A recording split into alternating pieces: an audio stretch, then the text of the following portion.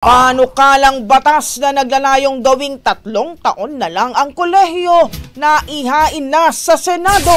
Brigada Ann Cortez, ibrigada mo! Brigada Live Report. Naihain na ngayong araw ni Senator Win Gatchalian sa Senate Bills and Index Section ang isa sa mga panukalang batas na naglalayong gawing 3 taon na lang ang kolehiyo mula sa 4 na taon. Kamakailan nabanggit na ng senador ang plano niyang ito upang mapabilis ang pag-aaral ng mga kabataan at maiwasan din ang redundancy ng general education subjects sa kolehiyo.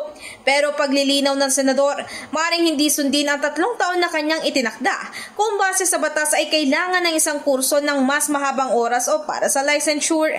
Ipinunto naman din ng senador na ginagawa na ito ng ibang bansa tulad ng Germany, Italy, France at Portugal kung saan ipinapatupad nila ang 3-year structure sa kolehiyo at karagdagan 2 taon para sa master's degree. Umaasa naman ang senador na susuportahan ito ng kanyang mga kasamahan sa Kongreso.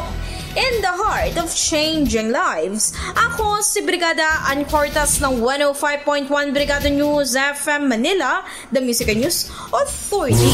Ang bahaging ito ay hatid sa atin ng Power Cell Soya Coffee. Masarap araw-arawin.